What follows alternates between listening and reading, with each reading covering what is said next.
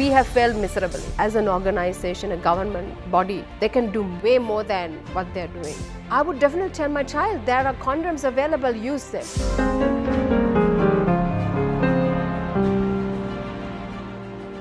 Equality, justice and hope for our future, our children. Chandi, everyone in Sri Lanka knows you and internationally as Mrs. Sri Lanka 2016. And with the crown comes certain duties, particularly to work with children as part of your job protocol. Is there any specific reason other than your duties that attracts you to child protection? In fact, there is. I would say that's my son. He schools in one of the international schools here, point of his life, in fact.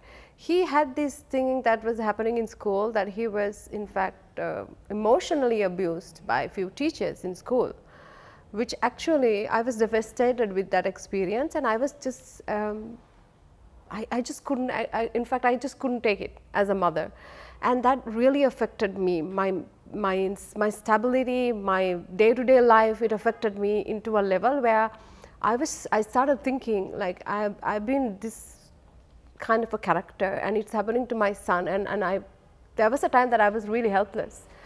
Then I realized he has a mother that could do something. There are so many children that is just been unheard. So what can I do for them? So that actually led me into a level where I started speaking to children. I started going around and talking to them in different levels, different languages as in not languages, the language that they understand, where I can connect because I have a son. I knew exactly how I can relate to them, their issues, and I believe that's how I really got involved in this level into the issues that children are facing. Oh, we're very sorry to hear about your son. Hopefully he's okay now. He's okay now, but there was the time that he refused to go to school.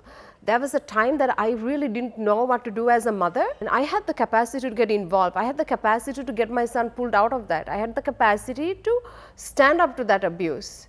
But there are a lot of mothers who does not have that. There are a lot of children who does not have mothers who would do that for them. It's a very challenging thing to speak on behalf of your children because you don't want to get cornered. That's one thing that happens. Exactly. In fact, I was one of them, I would say. At one point, I was just telling my son, maybe, they are just doing it, maybe that's the right thing to do. You just don't really think about it. Maybe that would be the best thing for you. And I was thinking, my God, I am getting my son to accept it. Mm-hmm. Which is not what I should do. He comes to me because I'm his mother. He expects me to do something for it, and I'm telling him to adapt to that.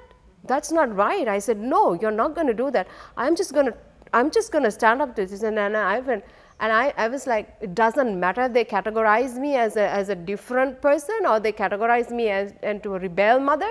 It doesn't matter to me. What matters is that my son is happy at the end of the day. My son has that mentality that he could go to this school. So I said, I'm not going to change the school because of a teacher. No teacher has the right to abuse a child emotionally or physically. Absolutely, I agree with you. Can't falter on that. But I know also that whilst we were having an unofficial chat, you said that you've been working with so many projects and you also had experience working with NCPA. But at the moment, official government statistics reveal that a child is sexually molested every 2 hours in this beautiful paradise. Do you feel that NCPA is doing adequately, doing enough to protect our children? I would say no. I strongly put my foot down and said no. If I can do more than my capacity or my capability, they've been a government organization, I think they can put up their foot and do much more than that to protect children. This is a country that has only 22 million. Out of 22 million, how much of children you would have? If you can't represent that number of children, you shouldn't be there. And the other fact is, I'm not sure if the statistics are adequate. Mm-hmm. Yes, I have that doubt. It's estimated. I have that doubt. The rest of the children in this country, maybe they don't have, but homes, they have the number of homes in Sri Lanka. They must know how many children in each home, how many children are isolated in these places, who is responsible for this. Every government body has sub-bodies in each district. They are having responsibility to look into these things. It is their responsibility is not to sit in the chair and fill the forms, which every day happens. What are they writing in fact? They must get into these spaces physically, looking to these matters. If that happens, they will not say every 2 hours a child is being molested or physically or emotionally abused. They cannot say that. If they are having this status, that means they have failed miserably. They must step down. My belief is they must step down. Let somebody who can do that step into it. It doesn't necessarily have to have the qualification, a paper qualification to sit there and do the job. Let the people who have the heart to do it, put them there. I think they will do a much better job than who is there, who's given the statistics and says, this is the statistics we have. Are they there to just bring up the statistics? So speaking of the people who are authorized to do the right thing, I think last year there was a huge uproar about the sex education curriculum, the Hate Atpota, and due to the objections of a very few, it was scrapped. But I know that you have very strong views on sex education. What are your views? I would say these very few who has been talking about bringing this down, what do they know? The technology is developing. The world is going forward. We are not going backward. We can't think about what happened 100 years ago, or what happened when we were children, or what happened when our mothers are there. We have to think about what's happening now, that they have the capability of checking or looking into the social media. So the development is as such, but we are so way behind and said, you take this out of the curriculum and you can safeguard children. How would you do that? What education is provided now is reproduction. Can reproduction stop children from getting abused? Will it teach our children what rights you have? Will it teach our children what consent is? Will it teach our children that you can say no to these things? Will it teach our children that you have a right to speak up, you have a right to go and talk about any wrong act from an adult? It is a responsibility of every adult to sit down and tell their children now. It is not a time that how it happened in our time. It is different. You all are all exposed to so much of things that's every day published in social media. What social media gives is not the concept that you have to follow. I saw one of your articles, a very bold statement that you had made about if you had a daughter. Would you like to expand on that? Yes, of course. What I'm saying is, as a mother, it is my duty to look after my child. If I can't tell my child what is right and wrong, and if I cannot protect my child, if I leave the protection of my child into another unknown man's hand, what mother would I be? I just have to tell my child, I will not be able to, no mother can stop what's going to happen.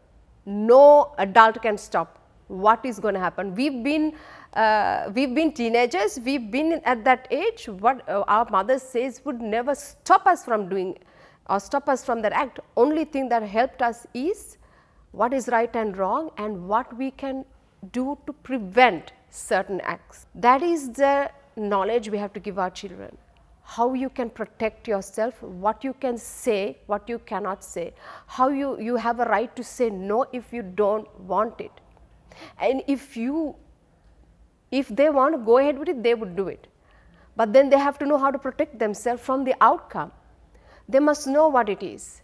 So as a mother, it is my duty to say, I cannot continuously say, don't do it, don't do it. They will do it. I just have to say, these are the outcomes of your actions. But you have ways to prevent from getting it worse. For that, there are things that you can use. If at all it comes to that, you have to use it. I will never be a mother where my child would come home pregnant without a father. So what kind of things are you referring to here?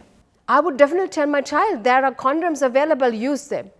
They'll have to use it. You cannot just hide and say, you know, it is in the pharmacy covered in a section and says these things are covered. Oh, okay. There are parents who work so fast passing the section that has condoms where kids knows what those things are. You think the kids doesn't know what those things are? One might now accuse you of saying, oh, she's asking all the children to go and have sex with a condom. Exactly my point. This is what one of the feedback that I had was, they probably would be thinking that I'm asking children to use a condom and have sex. For God's sake, use brains. I'm not asking children to do so. But if I tell them not to do so, will they stop it? Has it stopped? How many? The number of young mothers in Sri Lanka are increasing from the age between 10 to 18. Why is it happening? It's because you have not provided the proper education. You have not told them that you can, if at all it comes to that, you have an option to stop from getting pregnant. I'm not asking them to use it. I'm not asking them to go and have sex. What I'm saying is, if you're it comes advocating to that, safe sex education. Exactly. The moment I was sent out of my safe place, I was like, wow, I'm free, I can do anything I want. That is exactly the mentality all these kids are going to have. However much we say, we would know, I would do what I want. When that happens to them, they must know when to prevent from getting the things worse and coming home with a child. Would you be a mother who tell them what to do and what not to do, or accept a child without a father, with a child? So you have to make that decision. I agree with you. Thank you for that insight. Now, here's a tricky one for you now. So we are celebrating 73 years of independence. We talk of leaving a better country for our children, and we talk of our children being the future of our country. Yet we are failing miserably to protect them. So what one piece of advice, a recommendation, can you give to the government, and one recommendation that you can give to the citizens to protect our children? Well, that's a good question. I would say for a country's economy to develop and for us to go higher in what we are now, you cannot just, the infrastructure development will not take us anywhere. The country's citizens need to develop. For us to develop, there are certain aspects that you have to improve. So when it comes to children, we all say they are the future, they are the future. Where is the future they have? If every child is getting raped, if the people who is responsible to look after these children are selling the children, how are they going to be the future of our country? They are going to be children who hates, who has hatred, who has jealousy, who has anger building in them. So how are we going to give this country to them? What are we going to expect from them? You think they will take our country into a different level? No. It is going to stop from there. It's going to pull us back. As a government, it is time to step up and think whether they are suitable to carry out in these positions or not, to safeguard our children. If they are not suitable into this position, they should have a backbone to kick these people out and put people who has a passion to look after children and bring a proper propaganda for this. Not just what was brought 10 years ago or what was brought 15 years ago, which is in those books, they still follow. That's not going to work with these children. We every day hear, especially the safe homes these children are at, that children are being sold. So these are the places that children are supposed to be protected. So the people who are there has been there for ages, and it has become their private property. They can use it as a, mind my language, they are using it as a whorehouse. That's not what they must do. They are an authority above them. Are they ever been stepped into these places? I doubt it. Have they ever know what is happening in these places? Do they know where they go after they leave these safe houses? None of these questions have been answered. So I am telling the government, you cannot do this anymore. You will celebrate 73, 74, 75 till 100 years of independence. Where is the independence? Independence is every person in this country must have their human rights. Do they have the human rights? Forget about us, we have a voice. The children does not have a voice, so where are their rights? The rights has been set down by all these organizations. Basic human rights, they need to be preserved, protected. Their childhood has to be beautifully carried out as a child who has to embrace it. Well, in that case, we should not be happily celebrating 72 years of independence. We should be crying there and say, we have failed miserably. We have failed to protect our children. We have failed to protect our female gender. We have failed to protect what is required as a government or a governing body in this country. Our duties has been neglected. The second thing is, it is time to have proper statistics about this. And as a society, we must act more than this. You know, you would think about your child and you will protect your child. You just have to think, is your child protected if the society is not? You can't just be a mother or a father who's always behind them. They go into the society. Is the society safe for these children?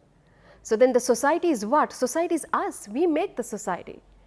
If we are not there, if we are not acting as a society to safeguard this, it's not going to save your child or my child, because our children are not going to live our life inside this house.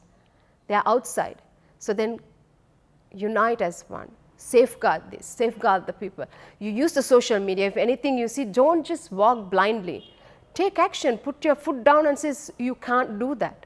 The voice, that is the problem of our people. They don't voice. They're so closed up. They don't have the strength to speak up because they think we would be penalized. No, you won't be. There are people who will support you. Just put up your voice and says, this is wrong. When that happens, the society will be safe.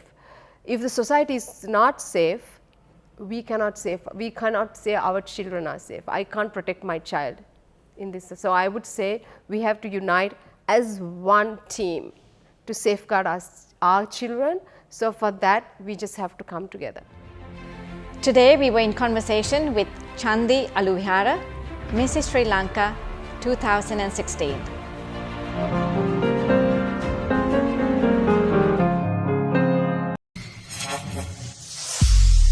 Lifetraveler Reader's Digest Barge YouTube Nalikawa.